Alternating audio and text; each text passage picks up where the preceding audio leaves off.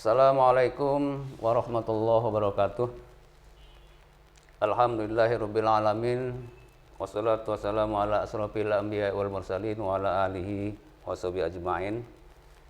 Rabbi shrah li sadri wa yassir li amri wahlul 'uqdatam min lisani yafqahu qawli, amma ba'd. Saudara-saudara, para mahasiswa peserta Baitul Arqam awal studi yang saya hormati, pertama-tama marilah kita panjatkan puji dan syukur kehadirat Allah Subhanahu wa taala atas limpahan nikmatnya. Pada kesempatan ini kita masih bisa melaksanakan aktivitas kita, yaitu salah satu kewajiban yang harus dilakukan oleh seluruh mahasiswa baru Universitas Muhammadiyah Perengseu, yaitu Baitul Arqam awal studi. Kalau pada tahun-tahun sebelumnya Baitul Arqam kita laksanakan secara offline dalam waktu 2-3 hari 2 malam bersama-sama seluruh peserta menginap di kampus, maka pada tahun ini sebagaimana kita maklumi bersama dalam suasana pandemi ini, kita melaksanakan Baitul Arqam ini dalam melalui kegiatan virtual atau daring. Saudara-saudara yang saya banggakan, saya akan mencoba membahas satu tema, satu materi Baitul Arqam, yaitu etos kerja. Persoalan kerja ini adalah persoalan setiap manusia. Setiap manusia dilahirkan di bumi ini tentu tidak akan pernah terlepas daripada aktivitas kerja. Tetapi sebagai umat yang beragama, tentu kita perlu memahami nilai-nilai kerja itu dari sisi agama, sehingga dengan demikian pekerjaan apapun yang kita lakukan, di samping kita dalam rangka untuk memenuhi sesuatu, juga akan bernilai ibadah di hadapan Allah Subhanahu wa taala. Saudara-saudara yang saya hormati, persoalan kerja itu akan menentukan apakah seseorang akan meraih sukses di kemudian hari atau tidak. Persoalan bagaimana kita mensikapi dan meyakini terhadap nilai kerja itu juga akan menentukan apakah seseorang bernilai di hadapan Allah atau tidak.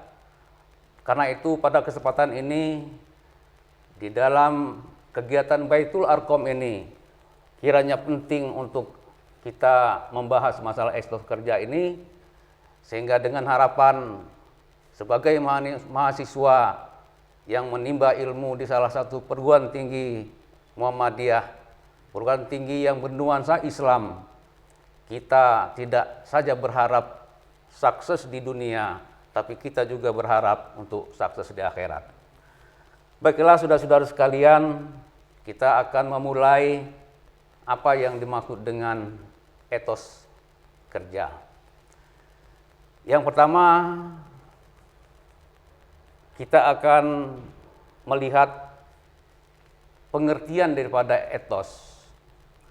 Etos berasal dari bahasa Yunani, yaitu etos, yang bermakna atau yang dapat kita artikan sebagai sikap, kepribadian, watak, karakter, serta keyakinan atas sesuatu.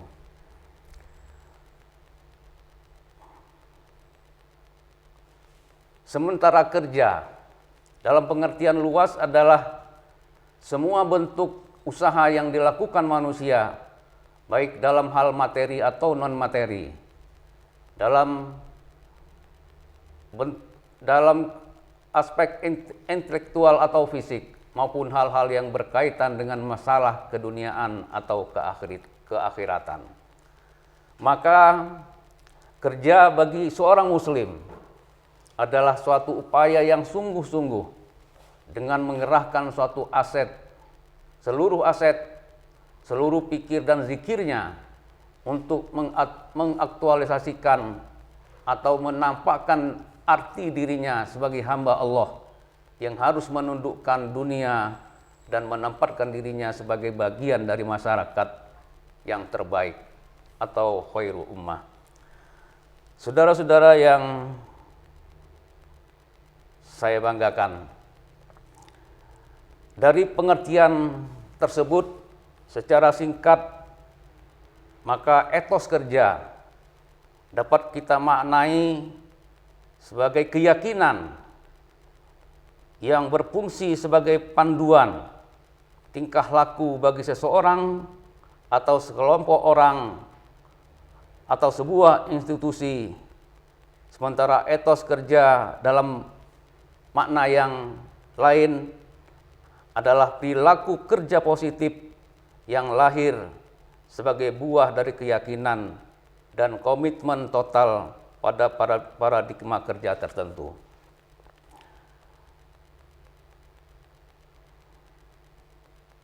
Saudara-saudara yang saya banggakan, kemudian berbicara tentang etos kerja, apa sebenarnya fungsi etos kerja itu bagi setiap kita, setiap orang di dalam melakukan suatu pekerjaan tertentu.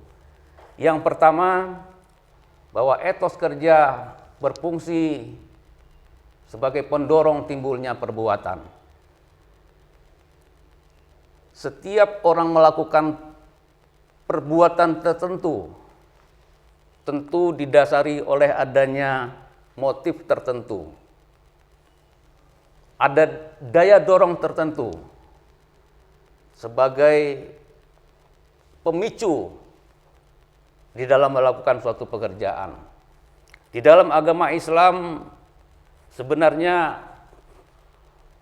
banyak ayat yang mendorong seseorang untuk melakukan pekerjaan. Dalam salah satu firman Allah yang barangkali tidak asing kepada kita semua, yang kira-kira artinya Allah tidak akan merubah nasib suatu kaum sebelum kaum tersebut merubah nasibnya. Kemudian dalam suatu hadis juga sering kita mendengar bahwa bekerjalah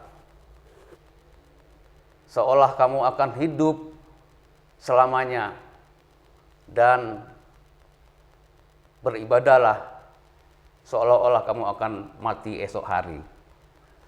Nah, inilah salah satu misalnya, salah satu contoh yang mendorong kita untuk melakukan sesuatu. Sehingga ini menjadi ruh kita di dalam melakukan tertentu. Karena apa? Karena didasarkan oleh nilai-nilai agama yang kita lakukan. Sehingga dengan demikian tentu kita berharap bahwa semua aktivitas kerja kita akan bernilai di sisi Allah Subhanahu wa taala. Yang kedua, etos kerja itu berfungsi untuk menggairahkan. Jadi seseorang kalau punya alasan tertentu melakukan sesuatu, tentu dia akan bersemangat. Orang melakukan sesuatu karena berharap misalnya akan mendapatkan ganjaran pahala di sisi Allah, orang tentu akan bersemangat. Tetapi kalau orang bekerja tanpa ada nilai-nilai tertentu yang bersemayam di dalam jiwanya, orang biasanya akan bekerja seadanya, bekerja ya sekedar untuk memenuhi kepentingan tertentu, hanya sekedar itu, maka akan sia-sia pekerjaannya. Kemudian yang berikut, fungsi etos kerja itu adalah sebagai penggerak. Jadi pendorong, penggairah dan penggerak inilah yang kemudian akan membawa seseorang untuk memacu, untuk bergairah, untuk bersemangat di dalam bekerja, sehingga dengan demikian diharapkan bahwa etos kerja yang sudah melekat di dalam dirinya ini akan menjadi menjadi power ya yang begitu dahsyat mendorong seseorang sehingga dia akan bersemangat untuk meraih apa yang diharapkan di dalam pekerjaan tertentu. Saudara-saudara yang saya banggakan, yang berikut kita akan lihat apa keutamaan daripada bekerja.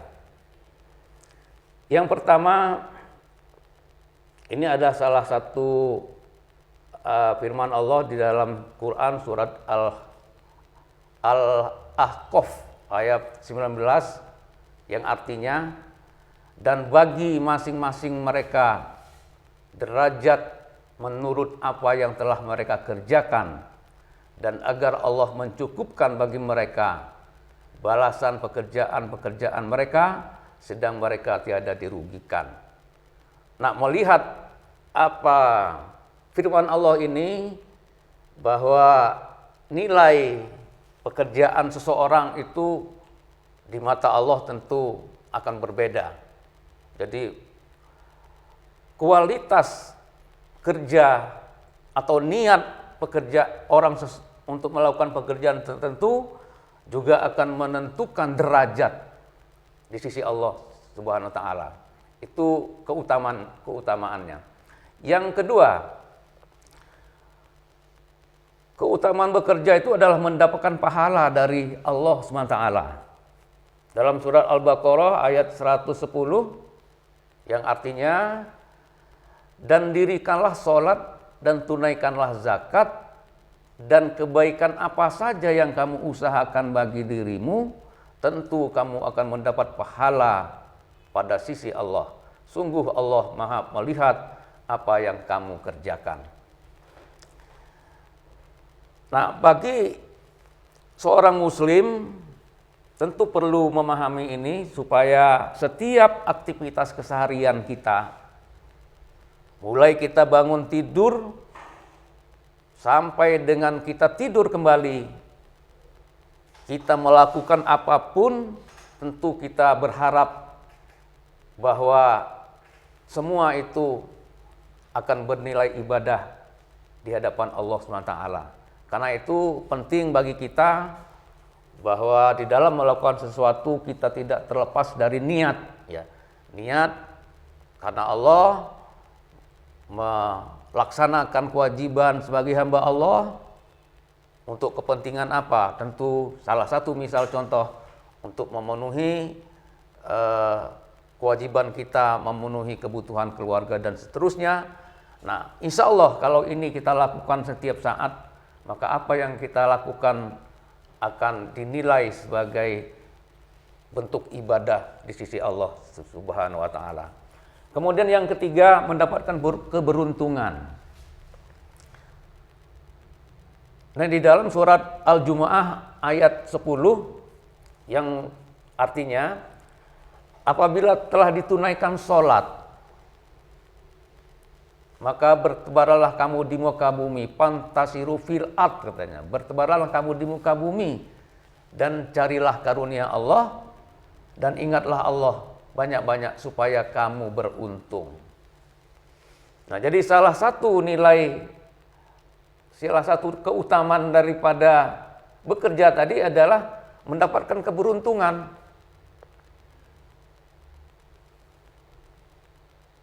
Apa keberuntungannya? Dapat meningkatkan harkat keluarga, ya, dapat hidup sejahtera. Itu melalui apa? Melalui bekerja. Nggak mungkin itu bisa kita raih dengan hanya apa? Setelah sholat mohon ya Allah, berilah aku rezeki, tapi cukup di atas sejadah, nggak akan turun. Rezeki itu tidak akan turun. Tetapi rezeki itu harus dijemput, fantasiru fil ard, bertebaranlah kamu di muka bumi. Harus kita jemput, seraya tentu selalu ingat kepada Allah. Insya Allah, apa yang kita harapkan dengan ridho Allah, dengan bimbingan Allah, apa yang kita harapkan akan Allah kabulkan. Yang keempat, seperti mujahid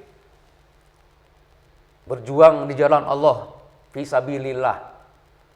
Di dalam salah satu hadis Rasulullah yang diriwayatkan oleh Ahmad, sesungguhnya Allah mencintai hamba yang bekerja, dan barang siapa bekerja keras untuk keluarganya, maka ia seperti seorang mujahid di jalan Allah SWT.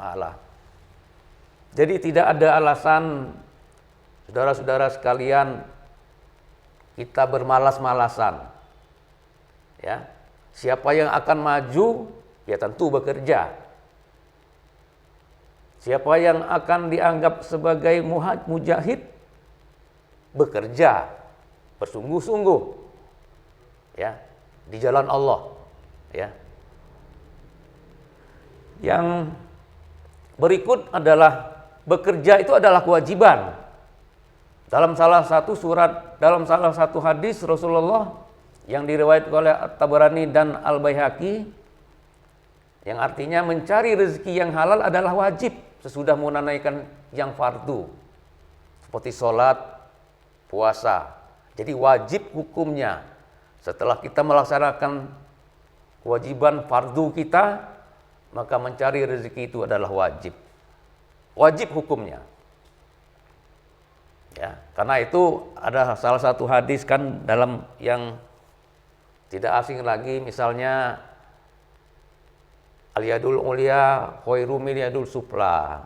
Tangan di atas itu lebih baik dengan tangan yang di bawah.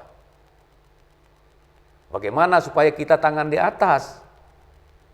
Ya, tentu kita harus memiliki lebih dari tangan yang di bawah. Kita dianjurkan untuk bersedekah, berinfak.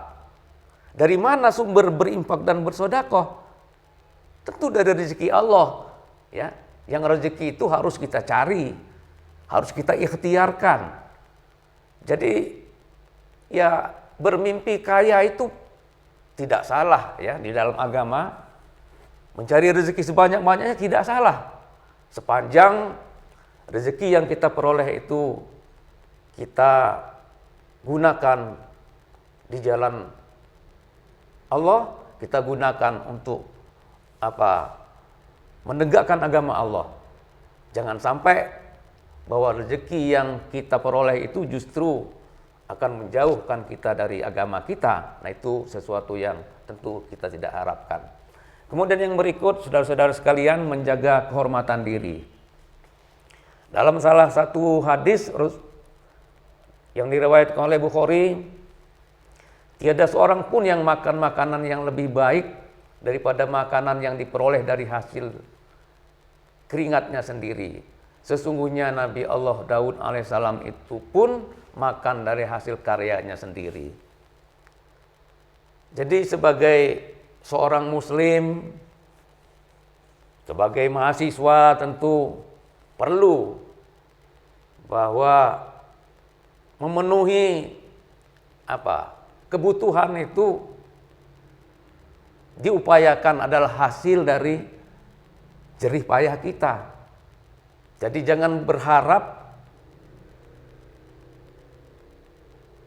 menunggu uluran tangan orang lain. Jangan senang karena diberi orang lain.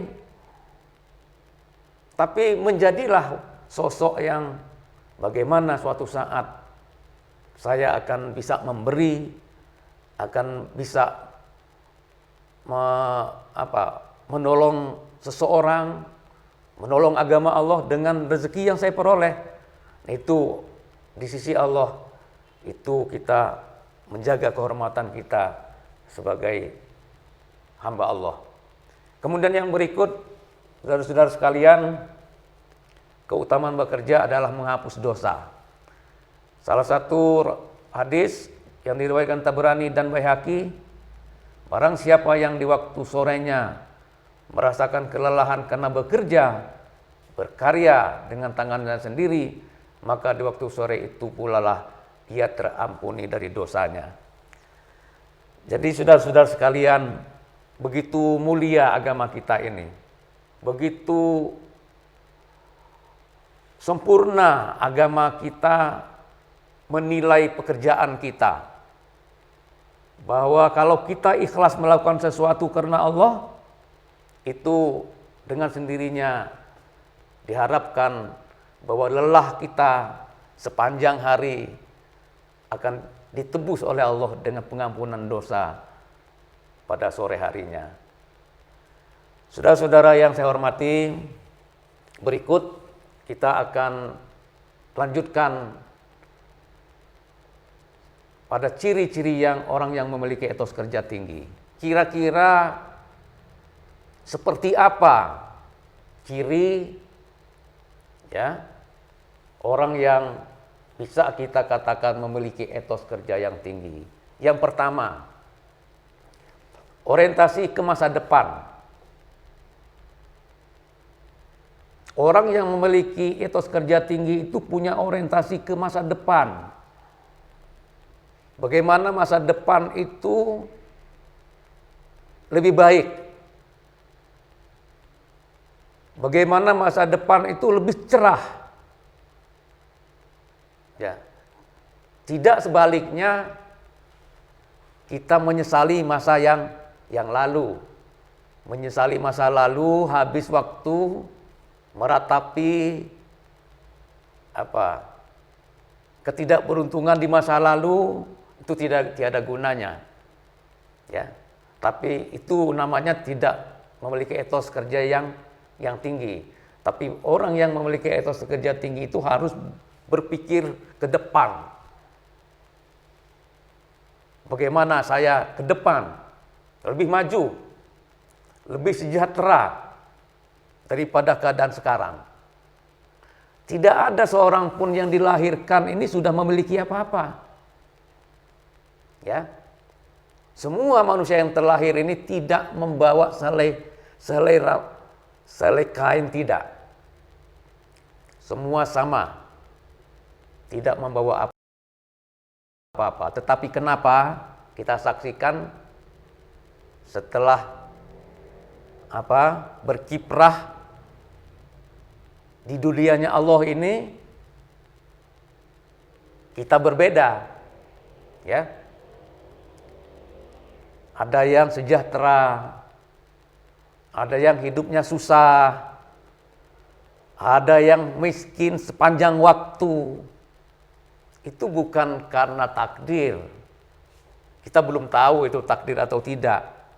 Tapi yang paling penting bagi kita adalah ya kita harus berpikir positif, kita harus berpikir ke masa depan, bagaimana saya merajut hidup ini supaya kehidupan akan menjadi lebih baik. Nah, kalau ini sudah ada pada saudara-saudara, bisa Anda dikatakan punya etos kerja yang tinggi. Yang kedua, kerja keras, kerja teliti, dan menghargai waktu. Orang yang punya etos kerja tinggi itu tidak bekerja dengan seadanya. Kerja semeraut, kerja kapan waktu, kapan sempat. Ya, bukan itu. Tapi orang yang punya etos kerja tinggi itu dia bekerja keras. Ya. Bekerja keras. Kalau petani ya, misalnya berangkat pagi, pulang petang hari, dengan berpanas, berjemur, tapi tidak terasa. Kenapa? karena dia bekerja untuk memenuhi kebutuhan keluarganya, bekerja karena perintah Allah, insya Allah dia akan merasa senang bekerja, akan enjoy bekerja. Yang berikut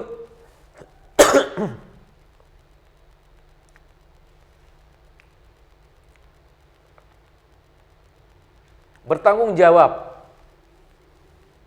Orang yang punya etos kerja yang tinggi itu dicirikan bertanggung jawab.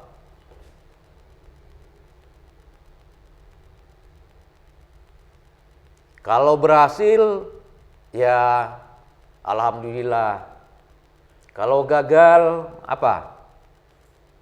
Sabar ya. Yang penting ikhtiar. Apapun yang dilakukan harus bertanggung jawab. Jangan sampai bekerja kemudian gagal menyalahkan orang ketiga. Nah, itu nggak benar namanya. Itu termasuk perilaku yang tidak bertanggung jawab. Kemudian ini ada dalam surat Al-Isra yang berkaitan dengan tanggung jawab ini. Ayat 7 dijelaskan bahwa jika kamu berbuat baik, itu berarti kamu berbuat baik bagi dirimu sendiri, dan jika kamu berbuat jahat maka kejahatan itu bagi dirimu sendiri. Ya. Jadi kita berbuat baik ya untuk kita berbuat jahat untuk kita. Tidak ada kebaikan orang itu yang kita bisa minta, nggak bisa. Siapa yang melakukan dia yang dapat, siapa yang menanam dia yang mengetam. Peribahasanya kan seperti itu. Jadi apa yang kita tanam baik, akan kita petik baik. Kalau kita tanamnya bibitnya nggak baik, ya tentu hasilnya juga tidak baik. Ini dalam kehidupan ini penting untuk kita pahami bahwa kalau kita berharap misalnya mendapatkan sesuatu yang baik, tentu harus kita awali dengan kebaikan juga yang harus kita lakukan. Ini bagian dari tanggung jawab ya, dari tanggung jawab. Makna dari tanggung jawab. Yang berikut, hemat dan sederhana. Ciri orang yang etos kerja tinggi itu hemat, sederhana.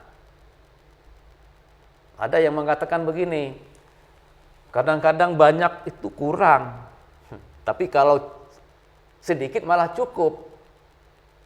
Kenapa?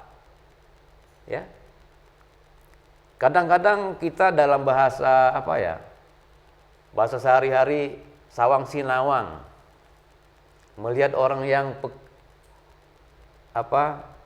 penghasilannya besar, wah enak ini, semua bisa terpenuhi.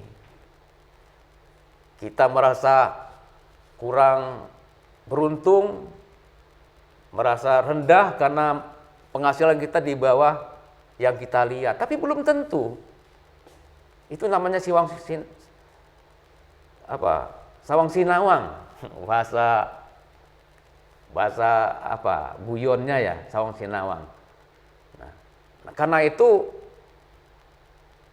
banyak atau sedikit itu tergantung bagaimana kita mensiasati, bagaimana kita berhemat, hidup sederhana dengan mengukur kemampuan. Jangan sampai besar pasak dari tiang. Kalau besar pasak dari tiang roboh nanti. Ya. Nah, ini kalau kita etos kerja tinggi, rendah misalnya, ya sebaliknya. Tidak bisa berhemat, tidak bisa hidup sederhana. Apa yang ada dihabiskan hari itu besok cari lagi. Ya, kalau ada berpoya-poya, kalau tiada merana, kan itu namanya nggak bisa mensiasati karunia yang diberikan oleh Allah SWT. Yang berikut, adanya iklim kompetisi atau bersaing secara jujur dan sehat. Orang yang etos kerja tinggi itu sportif, ya, sportif, berani bersaing, tidak main apa lawannya tidak sportif.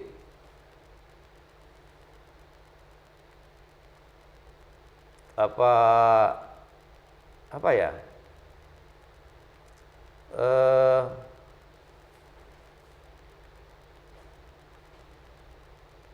Ya mencari jalan pintas untuk menang misalnya kan.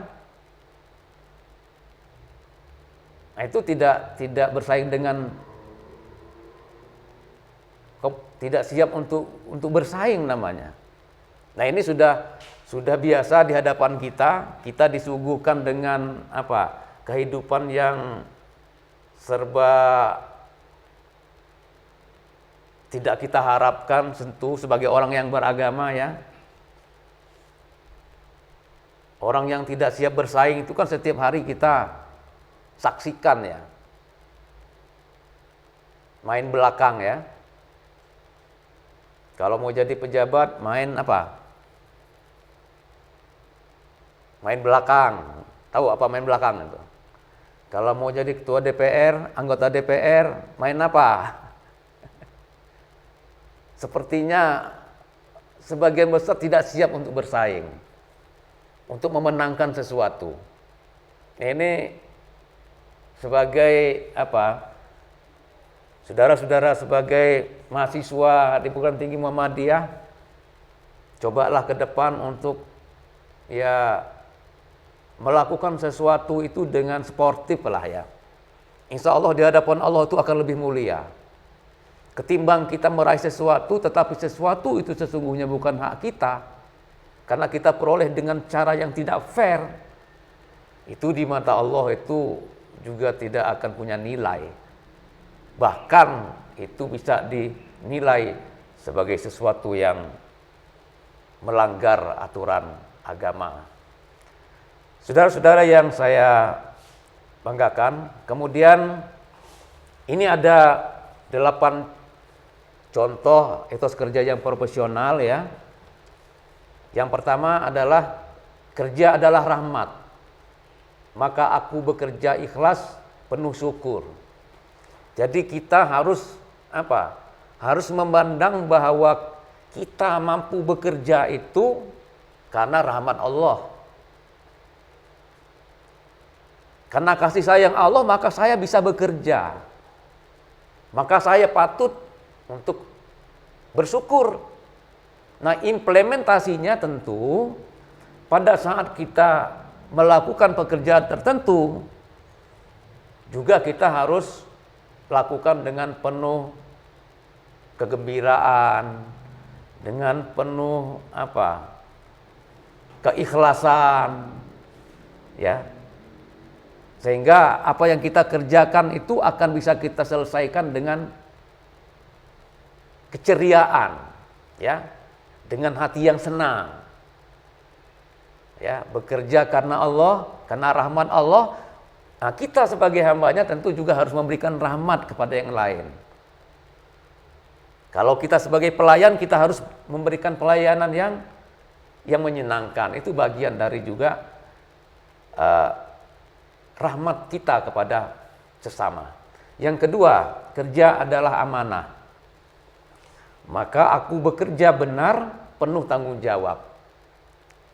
Nah, bekerja sebagai amanah itu yang setiap amanah, apakah amanah sesama manusia, apalagi amanah dari Allah, itu perlu kita pertanggungjawabkan. Nah, dalam pandangan agama, setiap pekerjaan apapun itu harus kita pertanggungjawabkan kepada Allah. Jadi nggak main-main. Karena itu maka bekerja itu harus benar. Dengan kita merasa pekerjaan itu amanah, tentu kita melakukan pekerjaan itu dengan penuh kehati-hatian. Ya, jangan sampai kita melakukan sesuatu yang melanggar aturan, melanggar ketentuan. Yang berikut kerja adalah panggilan. Maka aku bekerja tuntas penuh integritas. Jadi kerja itu panggilan. Kenapa ada rasa panggilan? Tadi dengan adanya nilai-nilai agama yang sudah kita pahami, kita terpanggil untuk melakukan sesuatu.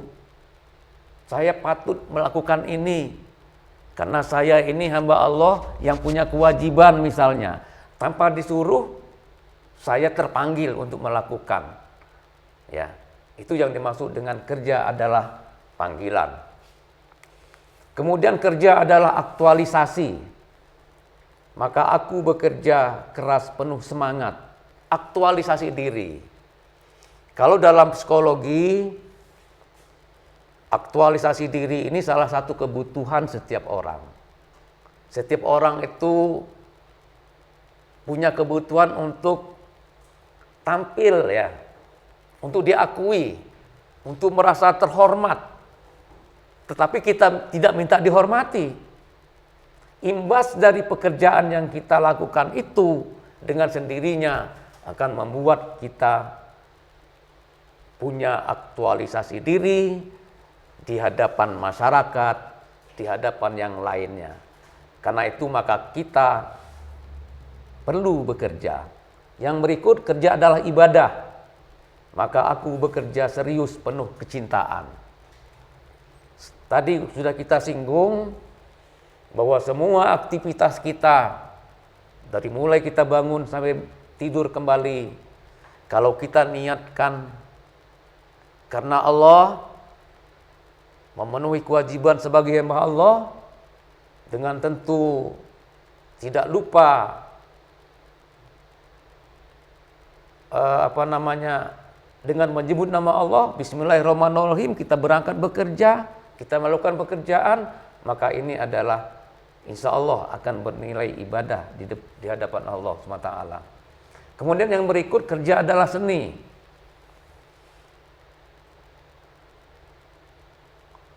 Maka aku bekerja cerdas penuh kreativitas. Kalau kerja sebagai seni itu enak. Jadi bukan pekerjaan, berbeda dengan kalau kita bekerja karena terpaksa. Kalau kerja karena terpaksa biasanya kan apa? Menggerutu ya. Kemudian semaunya, sejadi-jadinya, pokoknya saya kerja. Nah ini bukan karena seni. Tapi kalau karena seni itu orang akan enjoy, nyaman. Dia bekerja nyaman, senang. Ya. Kalau kerja tidak kita anggap sebagai seni, kerja itu bisa membuat kita stres. Nah ini berbahaya. Maka patut kita untuk menganggap bahwa sebuah pekerjaan itu adalah menyenangkan. Menyenangkan akan membuat kita enjoy, akan membuat kita bahagia, bukan sebaliknya kita bekerja akan membuat kita stres, akan membuat kita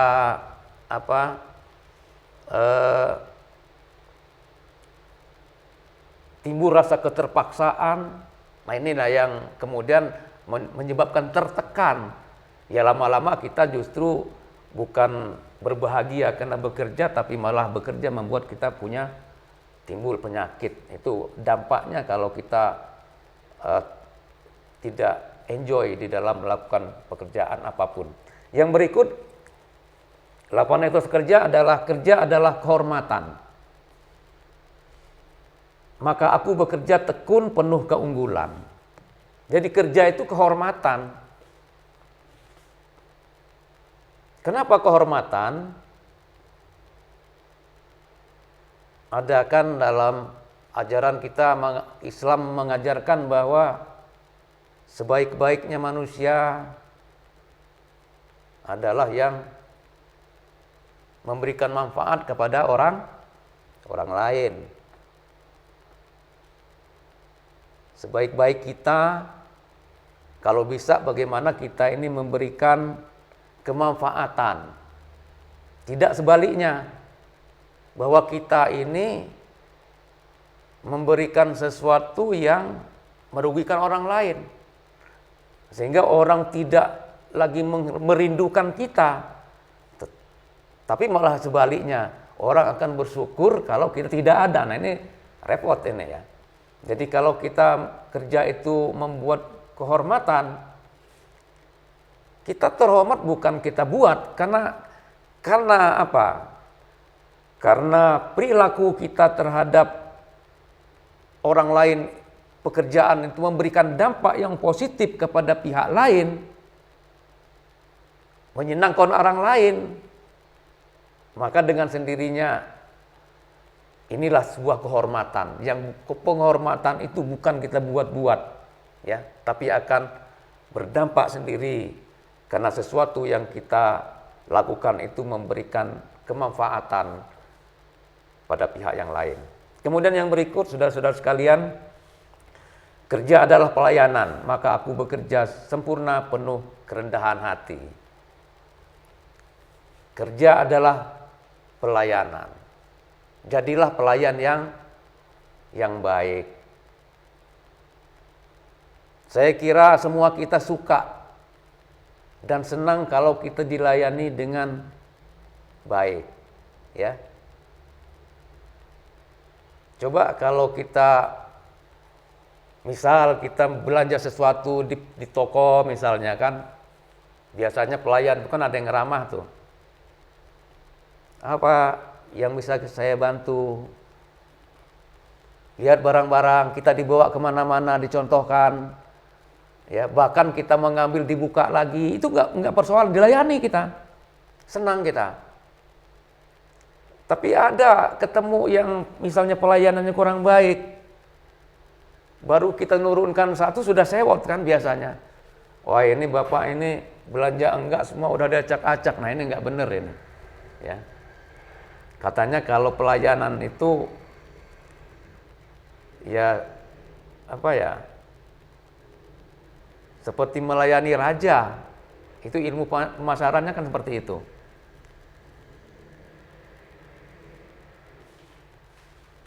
Bagaimana kita melayani orang sebaik mungkin.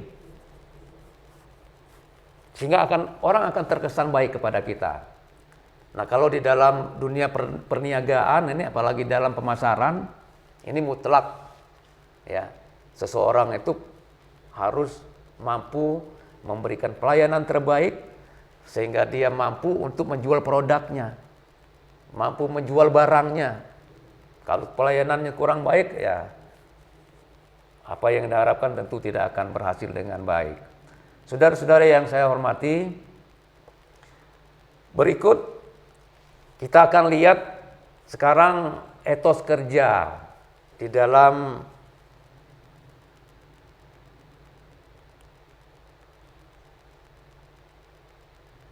etos kerja Kiai Haji Ahmad Dahlan sebagai spirit pergerakan Muhammadiyah. Saudara-saudara yang saya banggakan, barangkali di antara saudara-saudara sekalian ada yang sudah mengenal Muhammadiyah, bahkan sudah paham dengan Muhammadiyah. Tetapi saya yakin bahwa banyak di antara saudara-saudara juga yang belum paham apa itu Muhammadiyah. Nah, Muhammadiyah sebagai gerakan Islam ini adalah wadah sebetulnya. Muhammadiyah itu sebagai wadah. Wadah gerakan Islam, dakwah amar ma'ruf nahi mungkar dan tajdid yang bersumber kepada Al-Quran dan As-Sunnah. Ya. Pada materi sebelumnya, saudara-saudara sudah dikenalkan dengan apa itu Muhammadiyah. Nah, lalu kita sekarang lihat bahwa Muhammadiyah ini sebagai salah satu organisasi Islam yang gampang Anda ketahui, misalnya di mana-mana ada sekolah Muhammadiyah kan, di mana-mana ada rumah sakit Muhammadiyah, Di mana-mana Anda temukan banyak panti-panti asuhan Muhammadiyah dari Sabang sampai Merauke. Bahkan di luar negeri sekarang sudah terbentuk cabang-cabang istimewa Muhammadiyah. Ya. Nah, di Lampung saja misalnya, Universitas Muhammadiyah itu sudah berapa? Sudah kita sendiri misalnya ya, Universitas Muhammadiyah Pringsewu, Universitas Muhammadiyah Metro, Universitas Muhammadiyah Lampung, Universitas Muhammadiyah Kota Bumi, sudah 4 universitasnya. Belum lagi sekolah tingginya. Rumah sakit berapa? Sudah juga tidak terhitung.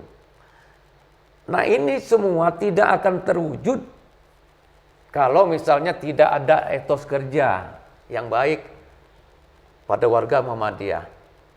Nah, etos kerja yang sekarang dimiliki oleh warga Muhammadiyah itu diilhami oleh pendirinya yang saudara-saudara sudah kenal barangkali, Kiai Haji Ahmad Dahlan.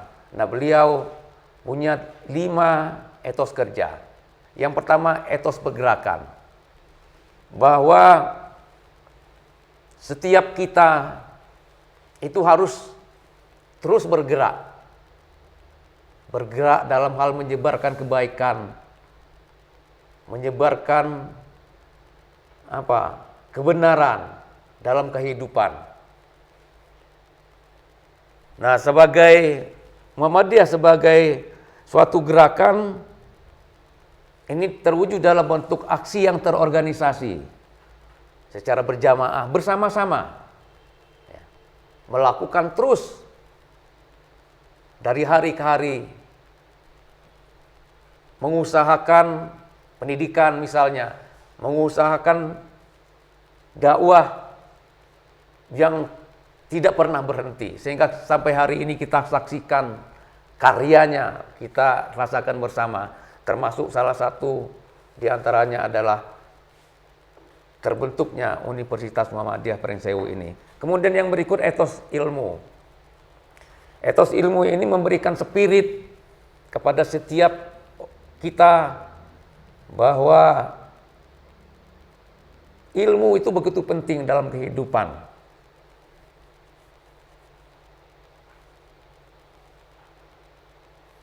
Penting bagi siapapun yang mau maju. Ya. Orang yang berhasil harus dengan ilmu. Orang yang maju juga harus dengan ilmu. Mau masuk surga ya harus dengan ilmu. Mau mau menguasai dunia juga harus dengan ilmu. Maka ilmu ini menjadi sesuatu yang terdepan. Karena itu lahirlah di Muhammadiyah itu berbagai macam sekolah-sekolah, yang mulai dari TK sampai perguruan tinggi, itu sebagai wujud dari adanya etos ilmu. Kemudian yang berikut etos amaliyah, yaitu spirit kebajikan.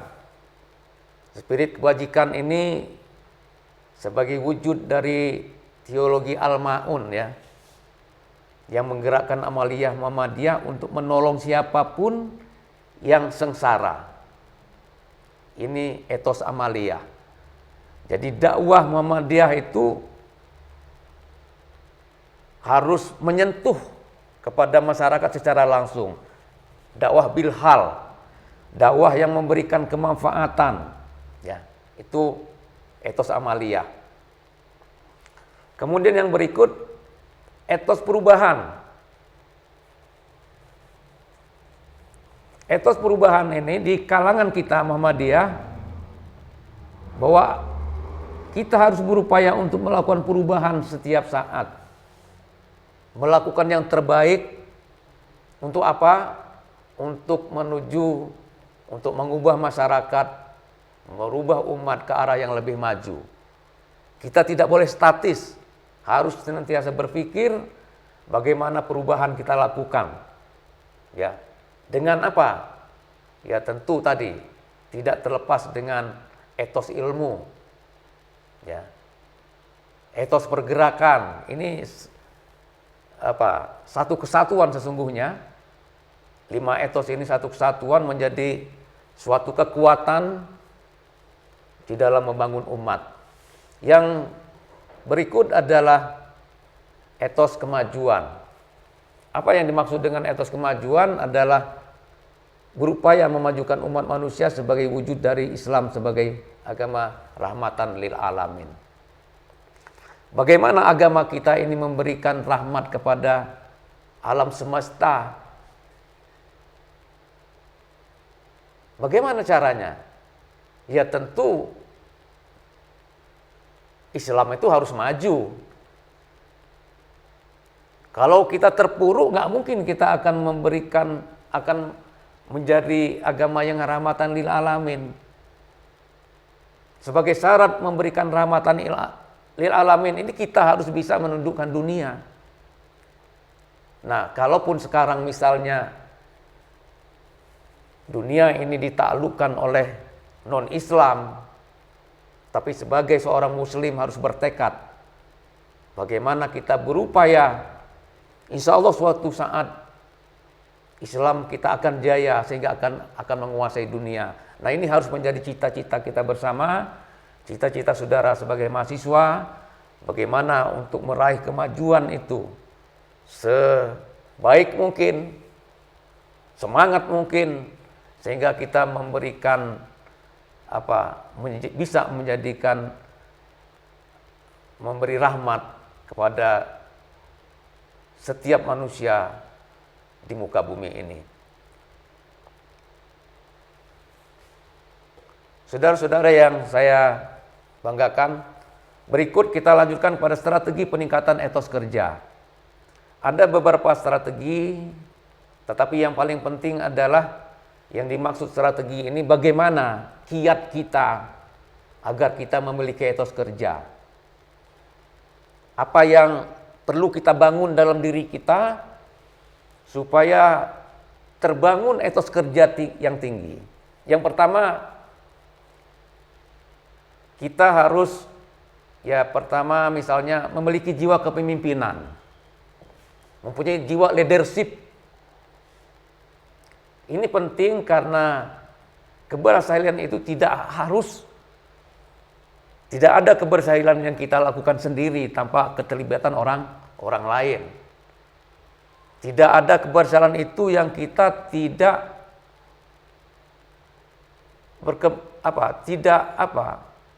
membutuhkan bantuan orang lain. Tetapi kita tidak akan terlepas dari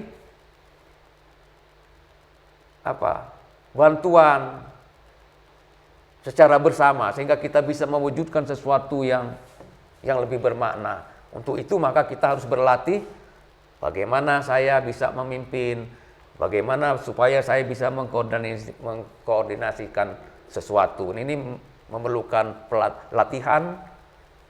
Ya, insya Allah nanti sambil berjalan terbuka untuk saudara-saudara sekalian berlatih kepemimpinan di organisasi-organisasi kemahasiswaan yang ada di kampus kita ini.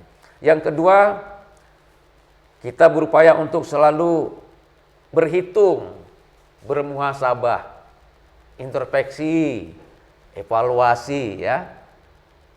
Dari hari ke hari, kira-kira saya sudah benar belum di dalam bekerja.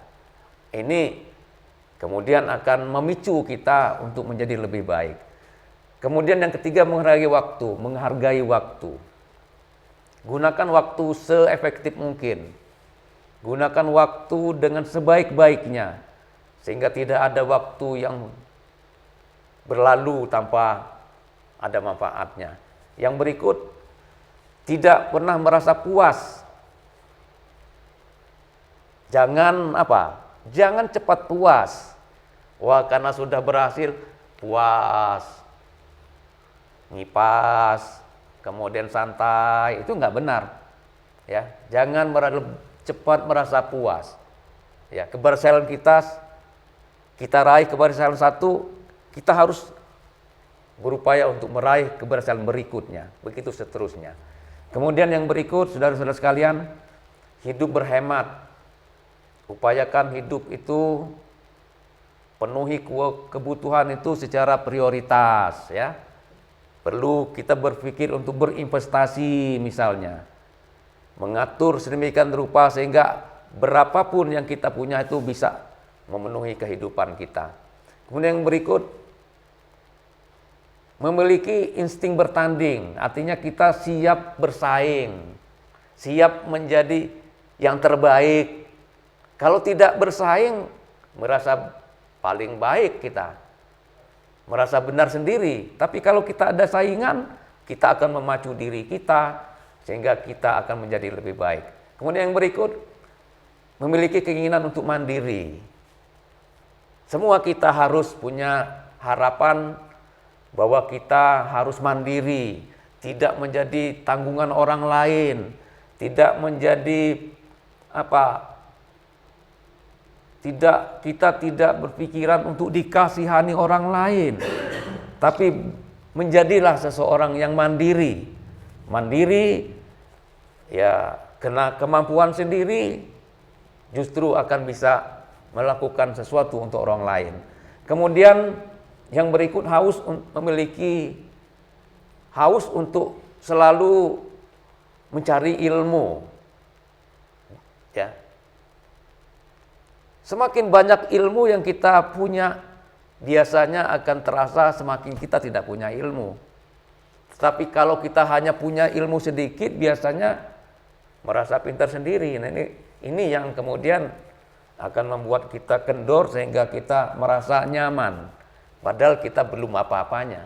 Nah, ini kita harus punya sifat selalu berupaya untuk terus belajar. Ya.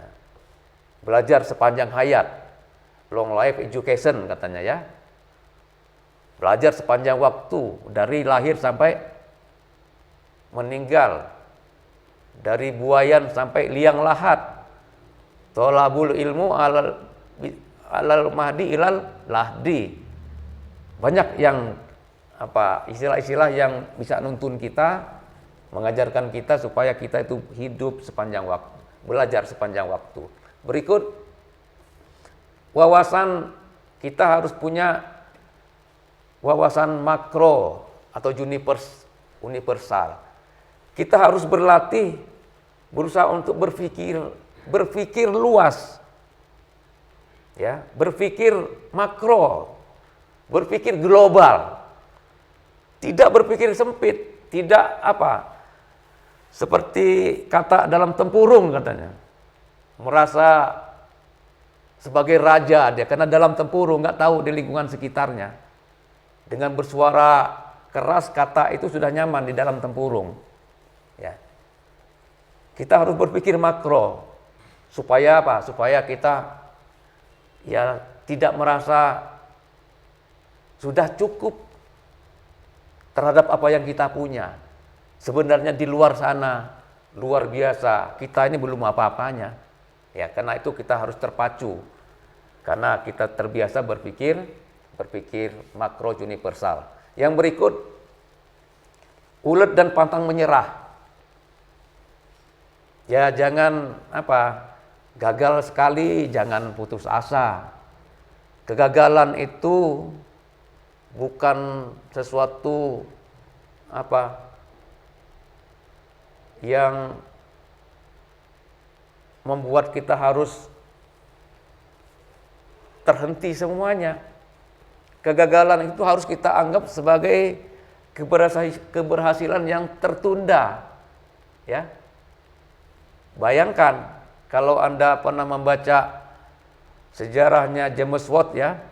James Watt yang menciptakan bola listrik itu.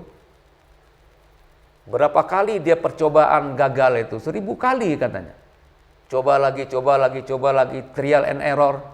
Terus sehingga dia menemukan sesuatu yang bermakna. Itu gagal pertama itu belum apa-apa. Jangan gagal sekali stres. Gagal sekali Anda kuliah terus berhenti. Nah, ini harus dihindari. Kemudian yang berikut, memperkaya jaringan silaturahim. Nah, dalam Islam itu kan diajarkan siapa yang mau panjang umurnya, murah rezekinya, maka hubungkanlah tali silaturahim. Ya, rezeki dari Allah itu hakikatnya dari Allah. Tapi lantarannya siapa? Lantarannya ya kita, sesama manusia. Di antara kita, maka jalinlah silaturahim yang sebaik-baiknya supaya Allah turunkan rahmatnya melalui tangan-tangan hambanya ini. Jadi tidak ada rezeki itu yang turun dari langit, tetapi melalui perantara hambanya, maka semua kita ini akan diberikan rezeki. Karena itu saudara-saudara sekalian penting untuk menjalin persahabatan, perkawanan secara baik dengan teman-temannya, supaya di mata Allah juga kita baik, sehingga rahmat akan diturunkan kepada kita semuanya. Saudara-saudara yang saya hormati, kemudian berikut langkah-langkah aplikasi etos kerja. Bagaimana sih caranya kita itu mengaplikasikan etos kerja yang sudah kita bicarakan tadi? Sebelumnya ya, yang sudah kita bicarakan tadi. Yang pertama, niat. Niat ini tadi dipicu oleh niat yang baik tentu ya. Niat yang positif tadi sudah kita bicarakan karena Allah, karena dorongan nilai-nilai agama kita. Kemudian yang kita niat itu kita pikirkan. Jangan berhenti di niat. Tapi niat itu harus diwujudkan dalam bentuk pikiran. Setelah kita pikirkan, kita putuskan. Oh ya, saya penting saya melakukan ini. Kalau kita sudah bicara saya penting melakukan ini, lakukan dengan tindakan. Nah, lalu kemudian dari niat, pikiran, ucapan, dan tindakan itu kemudian kalau kita lakukan secara terus-menerus, ini akan menjadikan karakter dalam diri kita, sehingga akan membuat akan menjadikan pribadi kita yang terbiasa melakukan sesuatu yang tadi, yang bernilai etos kerja tinggi tadi. Saudara-saudara, yang terakhir barangkali, bagaimana etos kerja kader Muhammadiyah? Tadi sedikit sudah disinggung bahwa Muhammadiyah kita saksikan keberadaannya seperti sekarang ini tidak terjadi dengan simsalabim ya. Juga tidak terjadi karena bantuan pemerintah, tidak. Tetapi aset Muhammadiyah dalam bentuk pendidikan yang begitu banyak, mulai dari SD sampai perguruan tinggi, rumah sakit, lembaga-lembaga ekonomi, lalu rumah-rumah ibadah misalnya, kemudian panti asuhan, itu tidak karena bantuan siapa, itu karena warga Muhammadiyah, karena anggota-anggota Muhammadiyah, terbentuk karena pengurus-pengurus Muhammadiyah. Nah, itu tumbuh dari apa? Dari adanya etos kerja warga Muhammadiyah, etos kerja kader Muhammadiyah. Apa dasarnya? Etos kerja kader Muhammadiyah itu pertama, kerja adalah ibadah. Jadi semua yang dilakukan, mendirikan sekolah, mendirikan masjid, semua karena ibadah, karena Allah. Sehingga kita berupaya sedapat mungkin, berupaya semaksimal mungkin. Ya. Dengan apa? Dengan mengumpulkan infak sedekah secara bersama-sama, kemudian terwujud. Bukan karena kita berharap kucuran dana dari bantuan seseorang, tidak. Tetapi karena panggilan tadi bagian dari ibadah, maka itu kita lakukan dengan penuh keikhlasan, terbentuklah apa yang kita inginkan. Kemudian yang berikut, kerja adalah rahmah. Tadi sudah kita singgung, rahmah ini kerja itu karena kasih sayang Allah, kita masih diberikan kesehatan, diberikan kesempatan untuk bekerja, maka kita bekerja juga harus memberikan rahmat juga kepada semua pihak.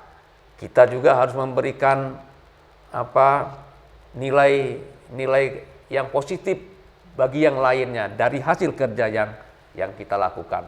Kemudian yang berikut, kerja adalah amanah. Apa yang kita lakukan tentu di dalam konteks Perserikatan Muhammadiyah adalah semata-mata karena amanah. Bukan untuk mencari kekayaan. Siapapun yang aktif di Muhammadiyah sejatinya adalah karena amanah. Maka amanah ini kemudian, ruh amanah inilah yang kemudian menyebabkan kita berjuang sebaik-baiknya, karena kita merasa apapun yang akan kita lakukan itu akan kita pertanggungjawabkan, baik kepada warga Muhammadiyah, lebih-lebih kita harus bertanggungjawabkan kepada Allah Subhanahu wa taala. Yang terakhir, saudara-saudara sekalian, saya akan menyampaikan salah satu hadis yang diriwayatkan oleh Tabrani. Bersabda Rasulullah, kalau ia bekerja itu untuk menghidupi anaknya yang masih kecil, maka itu fisabilillah. Kalau ia bekerja untuk membela orang tuanya yang sudah lanjut, maka itu fisabilillah. Dan kalau ia bekerja untuk dirinya agar terhindar dari meminta-minta, itu adalah fisabilillah.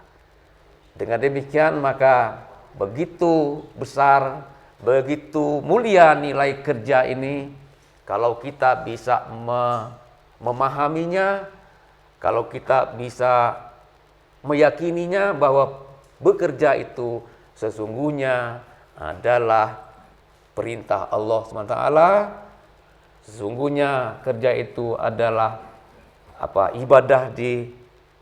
ibadah kita kepada Allah SWT.